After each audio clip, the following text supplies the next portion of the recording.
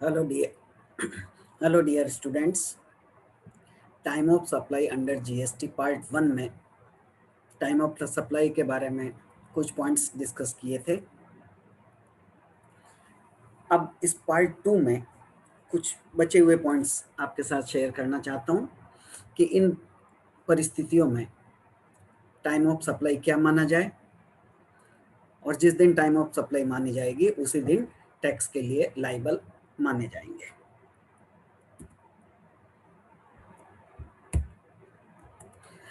तो इसमें पहला पॉइंट है time of supply of goods in case of reverse charge.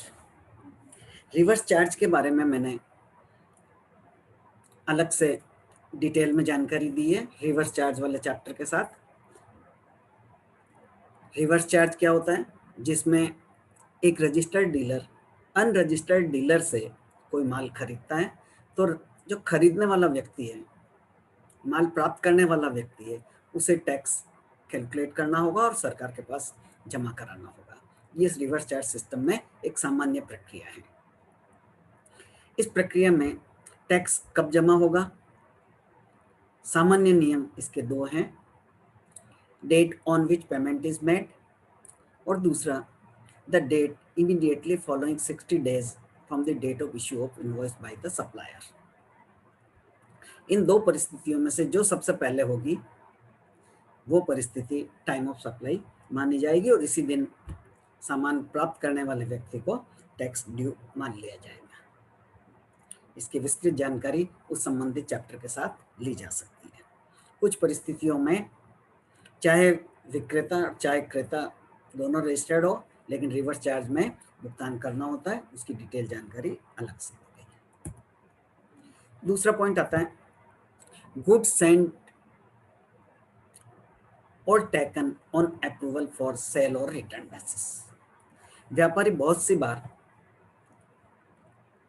पसंदगी पर माल बेचता है कि ग्राहक को पसंद आएगा तो उसे विक्रय माना जाएगा और पसंद ना आए तो वो ग्राहक वापस रिटर्न कर सकता है।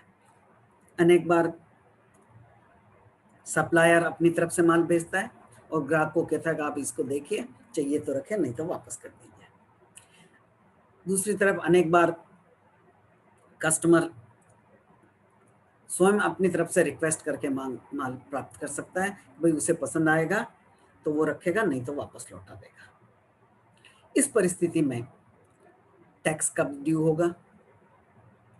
निश्चित रूप से क्योंकि अभी माल का विक्रय नहीं माना जा सकता, इस कारण इसके लिए अलग से नियम बनाए गए हैं। इसके ये 3 कंडीशंस हैं। इन 3 कंडीशन में जो सबसे पहली कंडीशन एप्लीकेबल होगी वो डेट ऑफ सप्लाई मानी जाएगी और उस दिन टैक्स ड्यू माना जाएगा। क्या क्या है 3 परिस्थितियां?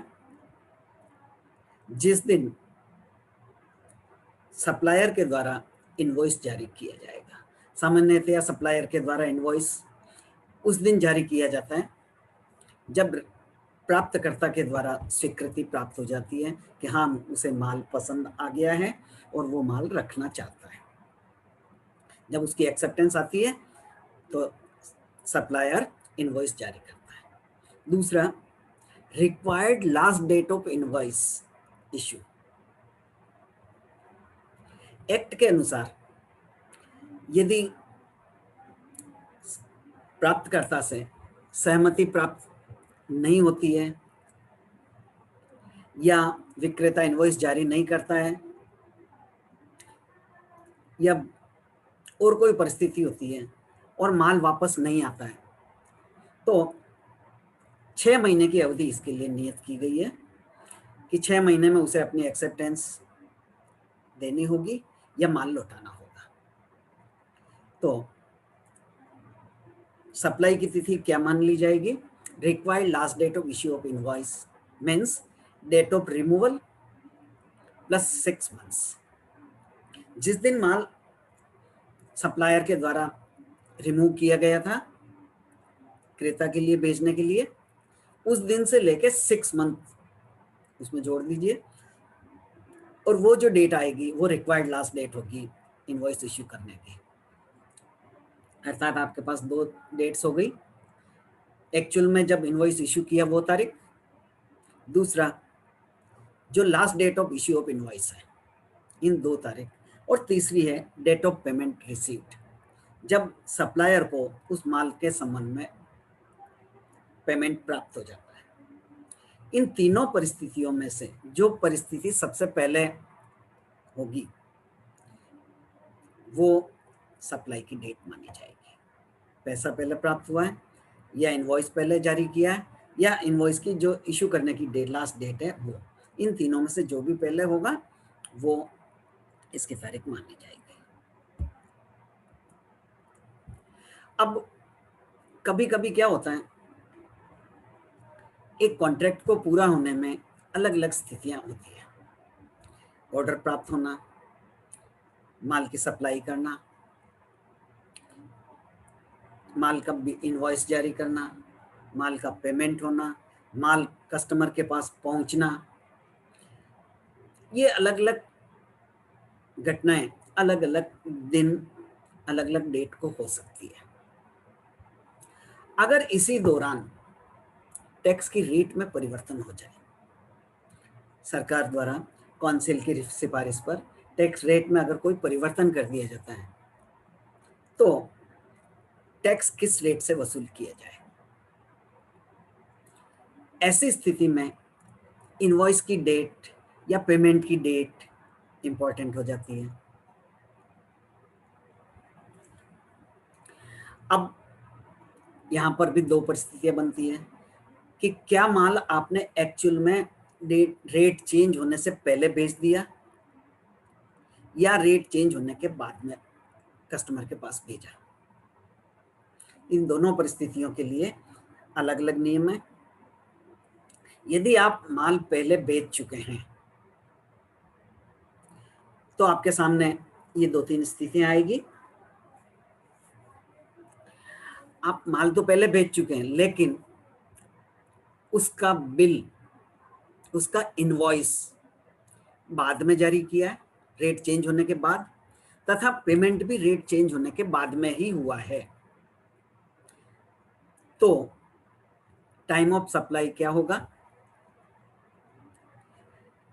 आपने जो इनवॉइस जारी किया या पेमेंट प्राप्त किया, इन दोनों में से जो डेट पहले होगी वो डेट सप्लाई की तिथि होगी, और उसी के अनुसार टैक्स रेट लागू होगा।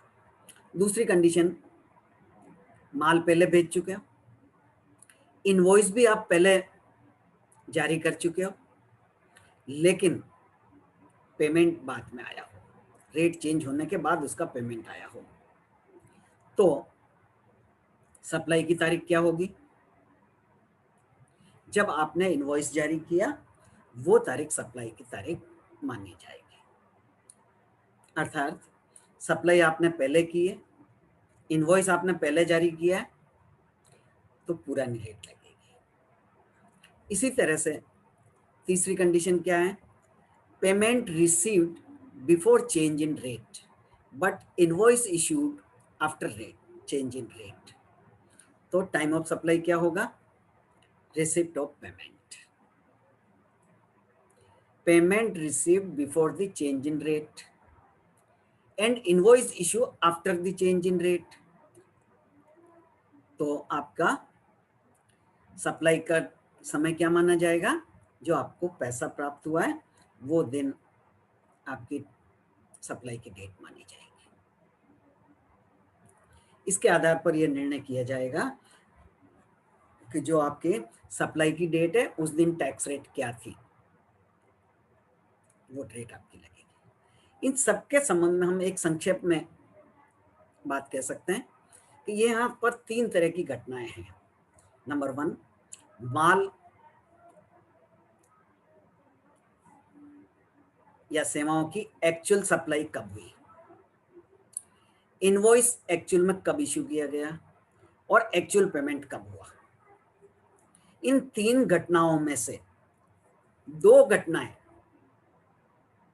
कब हुई है, रेट चेंज होने के पहले हुई है या रेट चेंज होने के बाद हुई है, उसके आधार पर निर्णय किया जाएगा कि आपकी टैक्स रेट क्या होगी। अर्थात मान लीजिए आपने माल पहले भेजा और पेमेंट भी पहले भेज दिया, अर्थात 2 घटनाएं हो गई, तो पुरानी टैक्स रेट लगेगी। माल आपने पहले भेज दिया, इनवॉइस भी पहले इश्यू कर दिया, लेकिन पेमेंट बाद में आया, तो भी पुरानी रेट लगेगी। अर्थात इन 3 घटनाओं में से 2 घटनाएं जो पहले हैं उसके अनुसार टैक्स रेट लगेगी। अब 2 घटनाएं जो पहले की हैं, उन दोनों में से भी जो पहले हैं वो डेट ऑफ सप्लाई मानी जाएगी। नेक्स्ट, यदि आपने एक्चुअल सप्लाई रेट चेंज होने के बाद में की है, सर्विस या गुड्स की सप्लाई टैक्स रेट चेंज होने के बाद की है, तो फिर सप्लाई की डेट क्या मानी जाएगी जिस दिन टैक्स लायबल होगा। पहला,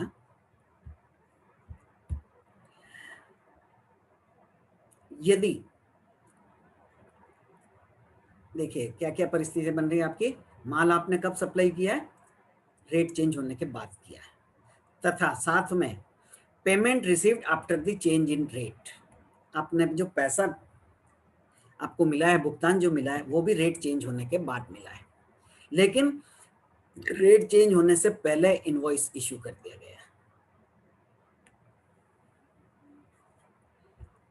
इनवॉइस पहले इश्यू किया, माल बाद में सप्लाई हुआ और पेमेंट भी बाद में सप्लाई हुआ, तो फिर आपकी टाइम ऑफ सप्लाई क्या माना जाएगी, रिसिप्ट ऑफ पेमेंट। जिस दिन आपने भुगतान प्राप्त किया है वो सप्लाई की डेट होगी और उसी दिन के अनुसार टैक्स लगेगा। नेक्स्ट, यदि इनवॉइस आपने जारी किया, पेमेंट जो आया, दोनों ही काम पहले हुए, रेट चेंज होने के पहले इनवॉइस भी जारी कर दिया और कस्टमर से पेमेंट भी प्राप्त हो गया, लेकिन माल की सप्लाई बाद में हुई है या सेवाओं की सप्लाई बाद में हुई है, तो ऐसी स्थिति में टाइम ऑफ सप्लाई क्या होगी, जब आपने पेमेंट प्राप्त किया या आपने इनवॉइस इश्यू किया, इन दोनों में से जो घटनाएं पहली हैं वो घटना सप्लाई की डेट मानी जाएगी। और टैक्स रेट कौन सा होगा, पहले वाला होगा। Third, where the invoice has been issued after change in rate but payment received before change in rate, तो सप्लाई की डेट क्या होगी, the time of supply will be date of issue of invoice।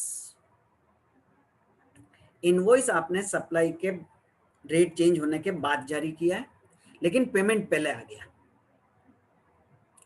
तो यहां हम payment की date नहीं लेंगे, हम इनवॉइस की डेट मानेंगे और वही आपकी सप्लाई की डेट होगी। अब इसको थोड़ा सा वापस से देख लें कि टैक्स रेट पुरानी लगेगी या नहीं लगेगी। इसके संबंध में आप यहाँ आइए, माल कब सप्लाई किया हमने, माल सप्लाई किया टैक्स रेट में परिवर्तन होने के बाद। अब इसके साथ में एक घटना और कौन सी है, payment received after the change in rate